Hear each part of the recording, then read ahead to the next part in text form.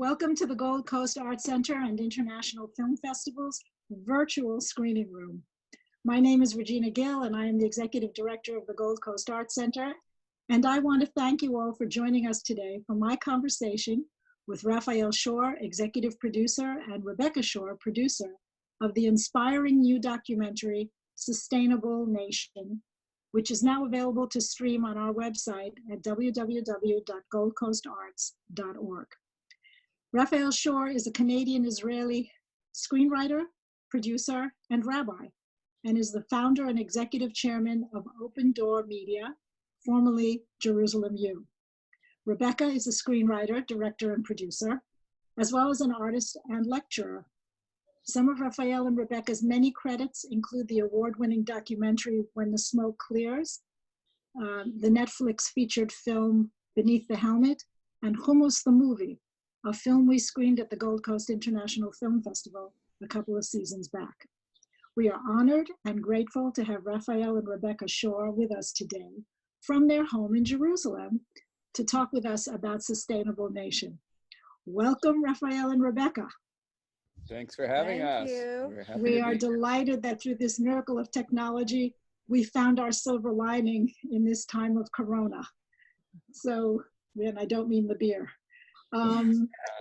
Who knows if 25 years from now somebody tunes in and thinks Corona? What? Let's start with my first question for members of the audience who know that there are producers, executive producers, and all the titles involved in making a film. But how do you evolve? What's the trajectory from being a person interested in telling a story to becoming the CEO of a film production company? Yeah, it's a great question. It doesn't happen quickly, but I can tell you this. I didn't initially dream of that. I think my passion is really education. My passion has been for 25 years to communicate the story of the Jewish people in Israel to audiences all over the world. To me, it's a not well understood story, something that I didn't understand so well, even when I was growing up. So when I saw what Israel's about, what the Jewish people are about, I felt, wow, this is a not well told story. And so I felt it's something I want to help communicate. So I started off in education, and it evolved into film, which actually I had begun when I was at University of Toronto studying film. I ended up coming to Israel, going to education, and 20 years later, circling back and realizing that through film, we can educate larger numbers than perhaps any other form of education. And so I started to make films. But I thought, okay, I'd make one or two films. What was interesting was that it turned out that we did a pretty good job at making films. So then people wanted us to make more films. Then the hard part came, fundraising. And once we jumped over that mountain, it turned into an operation of, can we continue to do this on an ongoing basis and create a company out of it? And thank God, about 11 years ago, we founded this organization, Open Door Media, formerly Jerusalem U, and now it's an ongoing concern, and we're producing a tremendous amount of content every year. Now, did you start with short film format, or did you plunge right into feature film? Plunged right into features. Yikes. Okay. The funny story was that my first film, I was in South Africa, and I was presenting a certain educational program, and they said, you have half a film here. Why don't you turn it into a film? And I said, because of money. That's why I don't turn it into a film. So then they said, it was a PowerPoint. Yeah, then they said, we'll give you $25,000 to turn it into a film. And I said, great. And I didn't realize that that's not enough to make a film, but that's really what got me making film, because I didn't realize it was quite enough. And so that started us on our first real scrappy film. So ignorance is bliss. Yes, indeed. It got us into the business. I understand. I truly do. But when you don't know what the potholes are, it's always easier to get in the car and just start driving. Yes. That's great. That's great. So for both of you, you have your divided tasks, and then you have the tasks that you do together. Do you want to give us a sense of how that works, especially for a husband and wife? Yes, added double complications. Well, I'll just say, we're not talking about dinner dishes here. Don't get into that. I'll just say very briefly. We've both played different roles on films. But the role of executive producer, which is what I play in this film that you're going to be showing at the festival, Sustainable Nation, the role of executive producer is a little less hands-on. The producers want on the ground, on the film shoots, etc. But the executive producer has to pull the money together, has to pull the team together, and gets final say on the creative. And in my case, some executive producers in films today are not involved. I am involved, and I want to see it. But at the same time, I like to hire a very talented team of people who will do 99% of the work and do a great job. And all I have to do is give a little bit of feedback. A little bit so of that feedback. Brings, Don't believe a little bit of feedback. What do you mean by that, Rebecca? Yeah, so my role on this film was producer. I've also directed films. I was also a writer on this film. We gave we divided up credits. I'm not credited as writer, but I worked as a writer. So my job is as a producer, my job is to find the people, the characters to be in the film and to be involved in the production. I had the amazing opportunity to go to Uganda with Sivanya Ari. So I was there. All that footage was being shot. Sometimes I stood in a little bit. Also, sometimes if a director can't be there, I would, be up. I went to the Jordan Valley a few times to be with Omer Guy, who is one of the characters. So the job of us for me was to be there, and then also to structure the film and to be there in the edits, create the storyline, because I was also involved in the writing. And then when I say my husband, basically, you get to a rough cut of a film, and there's a very big difference between a rough cut and a finished film. And my husband plays Explain to an audience what the rough cut, what does that? I mean, many people will kind of understand, but what is a rough cut for the benefit of an audience? A rough cut is like your first draft. If you were a writer, it would be your first draft of a novel. A rough cut is usually something that pulls together. What you have is usually much longer than you want it to be. But and a lot of times you can't stand it. It's always a scary moment when you put together a rough cut. Then you have subsequent drafts until you get to a final edit. So that process is something that's where my husband steps in, and he's quite involved, and he has a lot of wonderful expertise, and he's definitely had his hand in crafting all the films. So it's a team effort. I had the privilege of being able to work with so many great people. He's got a great eye for talent. Really? Besides me that he hired, which he claims is talented, but there's a lot of other wonderful people. I was working with an amazing director, Micah Smith, and the writer who I was working with, Baruch Goldberg. I've worked on many projects with him, and just a great team. The music, it's amazing. Yeah. And so it's a different role than being director. And I've had the privilege of being both on different projects. Well, I have to tell you, I thought Sustainable Nation, which I saw that night at Asia House, here was probably one of the last big gatherings that I attended. Excuse me.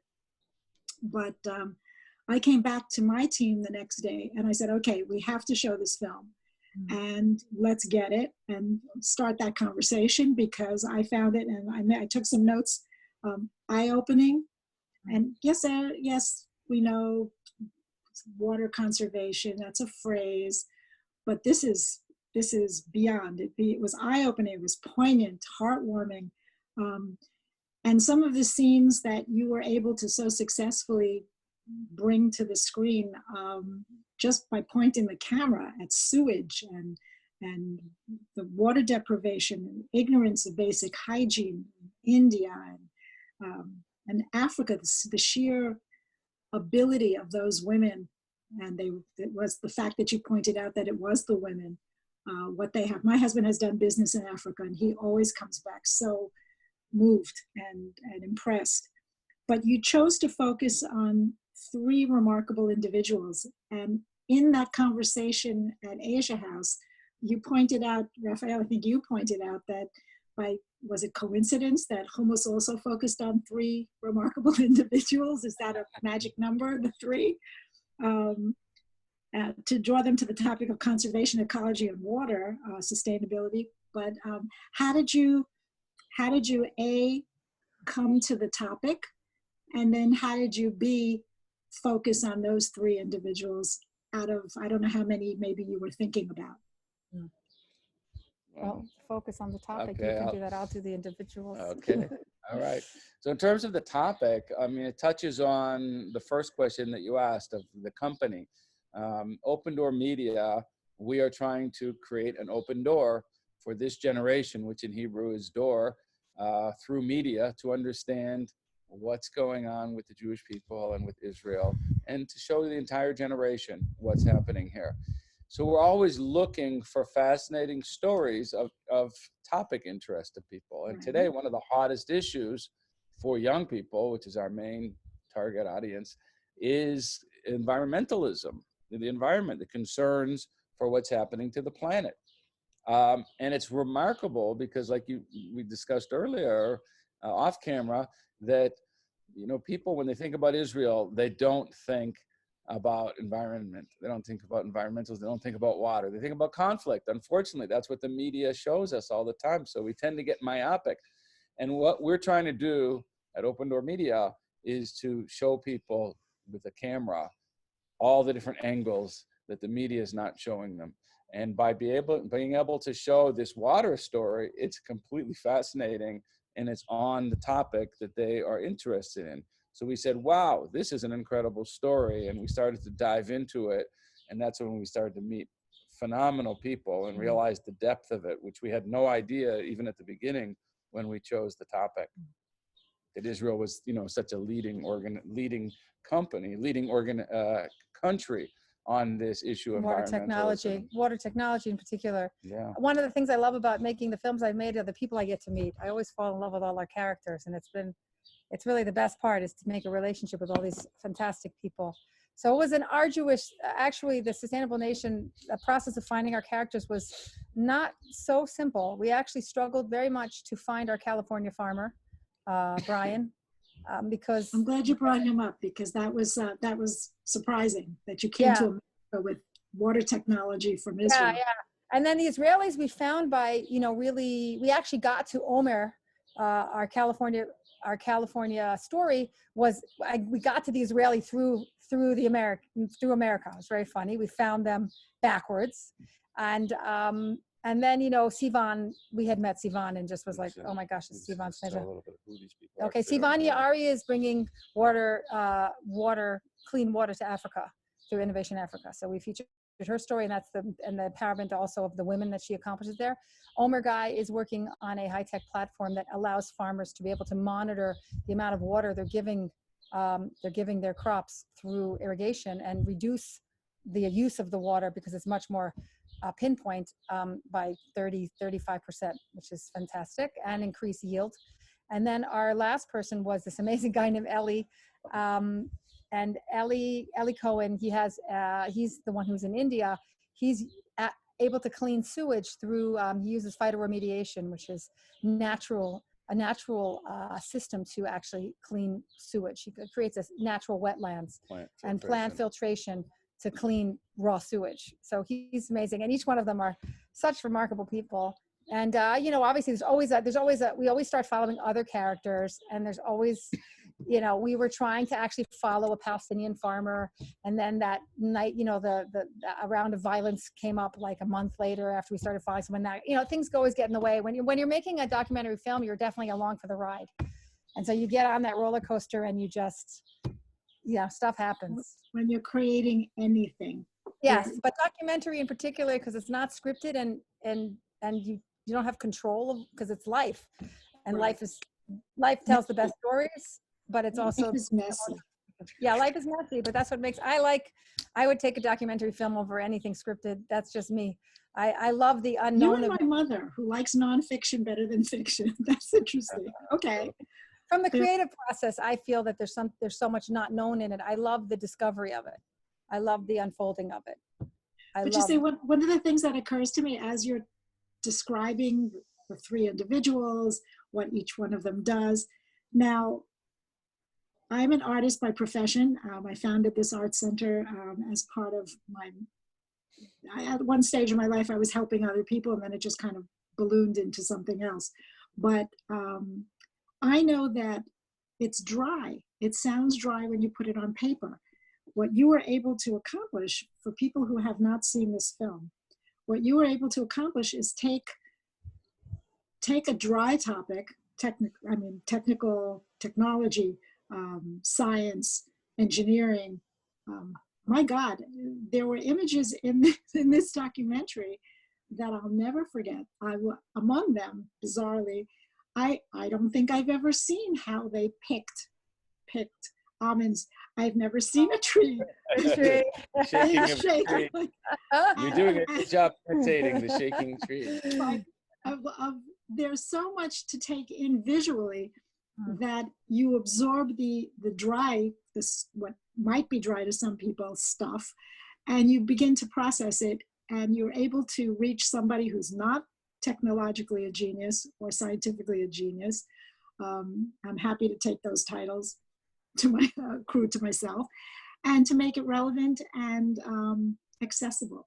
So that was really, I think, for people out there who water, you must see this film. People must see this film. It was a life changer for me. I don't think I'll ever go to the sink again and let water run ever again. I loved it. I filmed that scene where we filmed Omer doing his dishes. I don't know, that was, I got a kick out of that scene because oh my God. Naturally, we didn't tell him that's how he washes. I was like, Omer, we got to film you washing your dishes.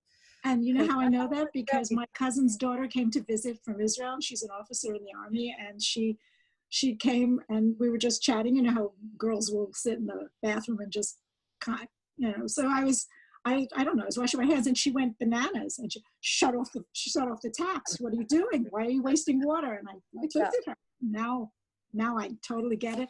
And the thing is that's where the relevance, if you're trying to reach an audience of young people, I think that this is going to be a message, and now you're giving them ammunition to go out and to talk to the generation that's wasting the water and say, no, you can't do that. This is why. So well done. One of the things that we said, I don't know if you remember at the Asia Society, I pointed out that, in this regard to the people watching here and wondering whether they're going to watch this film, this is a very optimistic film. It's a very hopeful film. And a lot of times when we think about environmentalism and we think about, climate change, most people that talk about it paint a doomsday scenario, and it's going to be quite depressing, even pessimistic. And what we've tried to do in this film, which is really what is described in the story of Israel, is that, no, this is a solvable problem. It's a global problem. There is a serious water shortage, but it's eminently possible to fix through innovation and working together. And that's what we tried to show through seeing these incredible individuals helping India and Africa and California, that there's something very hopeful here. And so that's why it ends up being a real feel-good film. Well, I think it's also because they themselves, it's even more than, they themselves are incredibly hopeful people. Like Omer Guy he just has all the confidence in the world that, he flew fighter jets and learned how to do that when he was in high school, and he didn't know any, he became like a Top Gun, and what did he know? And he just, he just believes that we can solve these things. And so does Sivan, and so does, and so does Ellie. So that's that. And part of the point of the film also is it's a film about the environment, but it's also a film about people. And all of our films are telling this human story. Like we want to show it's about, not about Israel, but about Israelis, and what makes, and what brings, what's special, there's certain Israelis are endued with a certain real amazing spirit. And that's definitely part of the goal of the film, is to share that. Well done, truly. The fact that you mentioned, I'm glad you did, is that we do walk away. It's not a throw up your hands and, oh my God, end of the world. This was definitely, it's a problem. And look at these remarkable people who are solving the problem. And we can all be part of solving the problem. And that's the most hopeful and positive message that you can deliver. That's absolutely fantastic. What is it about Israel that makes it the kind of country that wants to share with other countries that may not have even been so friendly over the years, over the decades? We made the first film my husband made, that's when he had me start working for him as a writer, was a film called Israel Inside. And that was a film that was shown on PBS, was widely seen. It's already a number of years ago. And we had Tal Ben Shachar, he's a leading positive psychologist, Israeli, who was teaching at Harvard at the time. And he talked about these actualizers. you know, there's certain actualizers that are kind of part of the Israeli psyche that, and I think one of them is, you know, to fix the world, the idea of tikkun olam, and you know, learning to fail, and but you know, you learn to fail and fail to learn. You're getting up and starting again, turning adversity to advantage, chutzpah. I think all of these things together That's just in our combine. DNA. Yeah, I mean, Yeah, and it's in our DNA. Yeah, family. Also, this idea of, you know, being united with each other, and like you have a responsibility. You know, family means you know, we're understanding through this COVID-19. I think the whole world is kind of feeling like one big family, and we have responsibility one to the other. And that's something that Israel experiences all the time. I mean, when you live here in Israel among Israelis, you feel related to everybody, and you know that gives them the right to tell you whatever they feel like, and that's funny. But on the other level, you really feel like people have your back, and there's this idea of collective responsibility. And I think all of those things together, it's not that this is only Israelis have this, there's other countries that have it, but they seem to have a lot of these characteristics, these actualizers here. And I think all of that together, and you see that, that's what's so remarkable. These three people, you know, we could have chosen another 250 characters to be in this film. Well, that's what I was trying to get to. How did you cull down? That's always, how do you cull down, you know, because there's a budget, and there's the story, and there's, you know, we wanted to go to different countries. I mean, I never quite know how you kind of narrow it down. It just ends up narrowing itself down. The characters usually make themselves known, you know, they sort of like reveal themselves. When we made Beneath the Helmet, you know, we had the entire Israeli army.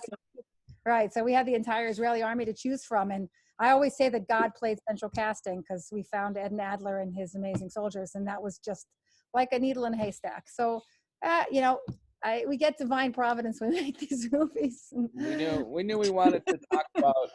We knew we wanted to talk about Israel helping in the Far East. Israeli. We knew we wanted Israelis helping in Africa, and we wanted Israelis helping in America. So that kind of narrows a little bit.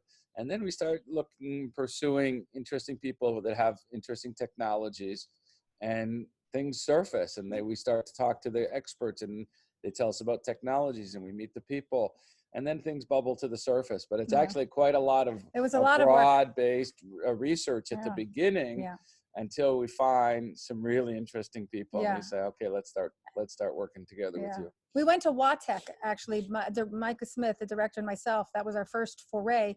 With WATEC is every other year. They have a huge conference here of water technology, where people from all over the world come to see what Israel's doing. And so we went around to all the booths and met people. And, you know, I don't know if we actually met anybody that we you know, stuff came up. We definitely followed some people, and then it ended up dropping them. That's always happens when you're making documentaries. Sure. And then these three kind of like sifted out, and that was the story. Yeah. Well, it worked out beautifully. It truly did. It was something that, if you're trying to change the conversation, I mean, watching, what I'm interested in knowing is, how did you decide to bring it to the length that you did? Was there a reason? In other words, not 2 hours long. Oh no, you never want to. Well, these days, the shorter the better. There's you know, for film festivals, there are certain specific lengths. So we always make our film festivals to be films to be film festival length, which is just set between about 70 to 72 minutes. But then we have a shorter version of the film. We always make our films shorter to be able to be seen. Part of Open Door Media is to have our films PBS in schools. So they need to they made half an hour version of the film that can be shown in schools, and then they create educational programming around it. So we like to, all of our films, Beneath the Helmet, all of them had multiple lengths. So we had the full version, but we've never made a film more than, I think, 75 minutes. My husband won't let us. Listen, Final say, that's where it comes. The number one complaint that people make is a film was too long. They never complain it was too short. You know, it's one thing when you're making, you know, feature length, $100 million films for Hollywood. Yeah. You know, then people know they're coming in and they want 2 hours. But in a documentary film, you know, it's a different story, and people want you to tell the story as efficiently and cleanly as possible. And so that's what we strive to do. Which is hard work. Usually in the neighborhood of 70. I can imagine. we have hundreds of hours of dozens and dozens, if not hundreds. I mean, it depends on the film, but yeah, you have to really be ruthless, and it's an arduous process cutting a film down to its actual length. They even made the book War and Peace into a film that was less than 2 hours. Although these days they have a lot of, it's the golden age in my opinion for documentary right now. And now you have Netflix and different platforms are actually, these serial documentaries are very interesting, where you actually have people are willing to sit and watch, multiple parts of documentaries, 5, 6 episodes, which is interesting. Oh, absolutely. Yeah. Absolutely. This isn't, and now especially. So yes. So we have a film programmer who works for us I think he must see 1,000 documentaries in a year. And this is his passion, is just going through documentaries, and he comes up with the ones that he thinks that we should have a look at. And then we go through a whole process. So it's, we do love our documentaries. You have attended, I would assume, because I met you in New York, but I'm assuming that you have been all over the place with premieres and screenings and talks. Yeah. I don't go. You don't go. We have kids, and I get it. I do. But I'm glad to bring you in on this conversation for that very reason, so that the audience can get to meet you as well. So then let me address this to you, Raphael. When you go in front of these various audiences, and maybe feedback from screenings on places like on networks like PBS, what is the reaction? What feedback do you get from audiences? Laughing about the screening we did in Tel Aviv, where the one, I don't do many, and the most recent screening I went to in Tel Aviv, somebody walked up to me, Jews, if you go, she just told me she hated the movie. I mean, generally speaking, we generally speaking, we get very positive, but you get occasionally, 3 Jews and 10 opinions. So this was actually just 2 Jews, 3 opinions. This was just this just happened about 2 months ago, and it's interesting because it reminds us of the benefits. Some of the more pleasant things of being in lockdown over here is that we were both supposed to appear at the museum. Tel Aviv Museum of Art for a screening of Sustainable Nation. It was shortly after. It was shortly after I met you at the Asia Society for the screening there, and I set out about 2.5 hours early to get there on time, and Rebecca was already in the neighborhood in Tel Aviv, and it's an hour drive. And after about an hour and a half, I was still in Jerusalem. There was so much traffic. I was not able to get out of Jerusalem.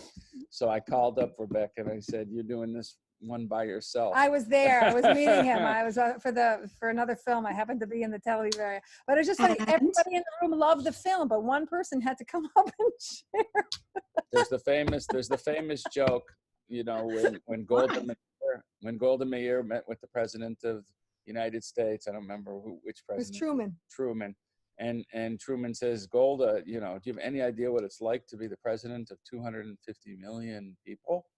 And she says, "Listen, President Truman, do you have any idea what it's like to be prime minister of 5 million prime ministers?" I didn't hear that. That's a good one. So when we show a film to a Jewish audience, it's showing a film to 200 movie directors. Oh yeah, all know. Everybody movie directors. knows. Everybody's a director. Let me tell you what you should have done differently. No, generally speaking, people are very supportive. This is all in joke. No, thank God our films are incredibly well received. And I think that just reveals something about Israeli society. But that I get. And then everybody started giving her a hard time. That was also funny because everybody who was standing there with me started yelling at her for being so mean to me. Yeah. It was a true Israeli moment. That is priceless. Right. But what about Africa? What about California? What about Canada? What about other places? Very well received. Thank God. Our films have been seen. Festivals too. Yeah, this film's been in over 50 film festivals to date, and incredibly well received. And all that anti-Israel stuff that you hear about on the media, you don't get any of it. There's nothing. and it's just been a very, very positive reception. Our films have been seen by tens of millions of people over the past Isn't 10 that years. extraordinary? Yeah. So it's very exciting, and a lot of it's on YouTube now and on Amazon Prime and all the different platforms that are available. So it's very exciting, and we're very happy that people like our films. I think for me, as like the writer, working on the writing side and it's not what I'm directing, producing, the thing that always strikes me is like if you tell a good story, it touches everybody, no matter where they're from, because there's a universal language in the story. So we've definitely seen that for many of our films, including this one, where different audiences will watch it and they may laugh in different places, or there's always a cultural thing, but I always know we've succeeded as filmmakers when we're able to touch multiple different audiences from different cultures and they're all moved by it, because then you've really told the story in a good way. Well, the last question that I'm going to ask you, because I think that we're unfortunately coming to the end of the time that we've booked for this, but and I would love to come back to you on another occasion to talk about some of the other films you've done. Sure. Yeah, but this one comes down to your you obviously you're a pair that works well together. Yes. Mm-hmm. And we've had our artistic clashes. It's not easy to work. It's not easy to be in a couple situation working together. Not simple. Well, I'm speaking on behalf of. I'm here with my husband hunkered down in this house now. I think this is the most time we've spent together since before we had children. Same here. He hasn't ever been around so much. He travels a lot. So yeah, he's been around a lot. Well, yeah. So you just say to yourself, so how does that work for other couples when the all clear sounds on this plague and everybody starts to cautiously re-enter the universe? Everybody will go back to their, I do this and you do that. How does that work for the two of you when I do this and you do that is actually moshed into family and business and publicity and raising money and it's all. I'll let you handle it. How did you two meet? Yeah. We both came to Israel. We both were really inspired around the age of 20. She was 18, I was 20. And we both came to study in Israel. And then we met each other. And we became more inspired about being Jewish. And we met. Our brothers were actually roommates in the yeshiva together. Oh, that's a great story. Quite a while. Yeah, 30. It's going to be 33 years this summer. Yeah. Yeah. So congratulations. That's mazal tov and fantastic. But one of the things that I can comment on your question is that it is, it's all about boundaries. So creating the boundaries, it helps in some ways because you're spending more time together because you're working together. And then on the other hand, sometimes you only talk about work, and the kids used to complain about that. Forget to talk about, the personal side of life, and the kids say, why you keep talking about this film over the table for the entire year? And so there are lots of challenges that come with it, but I think bottom line is that any good marriage requires a lot of tension to push. Well, then my marriage is safe. Yes. It doesn't happen easily, and so when you face each other and you deal with challenges in a marriage or in a film, the results are usually good. Yeah, I think that was something we've learned, is that the creative process is not a smooth one. And just like marriages aren't smooth either. A good marriage has its ups and downs. Same thing with a good movie. My brother-in-law, who's actually a very successful television, David Shore. He's House and all that. So he's the one who said, because we've definitely, even with us and also with the creative team, we actually don't fight as much. I think we actually all get along pretty well, but there's always tension and there's always conflict. And he was saying that's part of the process. You just can't. Of course you have to learn how to deal with each other respectfully and deal with these things. But I think also Raphael and I have pretty separate in the films that we've made together. Our roles have been very separate. Like I'm on the shoots and I'm involved in the day-to-day really slogging, and he's making the money, which is the only reason we can make the films. But we don't do so much together. We actually do most things apart. When it comes to the feedback on the cuts and stuff, okay, so but that's always a interesting process with everybody. And the more I'm involved in film, the less I kind of get, I don't know. It's some things just, it all works itself out in the long run. And it's all It good. appears to. It appears to. But I have to tell you, when people out here are waiting for 9 months from now to find out if there'll be more divorces or more babies. Yeah, that's interesting. Yeah, I was wondering about that. Yeah. So we'll see how that works. And here comes a product of your successful marriage besides film. We have many products of our successful marriage. How many? We have 9 children. Oh, God bless you. That's beautiful. That's amazing. And how many are still at home? 3. Countless. Oh, well done. You asked about music, it's very interesting, but I'm working on another film right now about converts to Judaism. And you asked about the music. Our 20-year-old is actually very talented. He's actually doing the music on that film. So that's how wonderful. Bringing more. He's very talented. So we're having fun. He's going to be my music. Oh, that's brilliant. That's great. That's really cool. So talk about being a family affair. We'll see how we survive it. But no, we work well together. So I can see that. I can see that now. Everybody could see that. And I think that's just going to add to the dimension of how you, the two of you, have been able to focus your talents and your obvious love for one another and for Israel to making these brilliant films. Thank you so much. And we look forward to the next one. And we hope to see you soon. It's a pleasure. Thank you very much. Together. Face to face. Maybe not. Been great. Thanks. Bye now.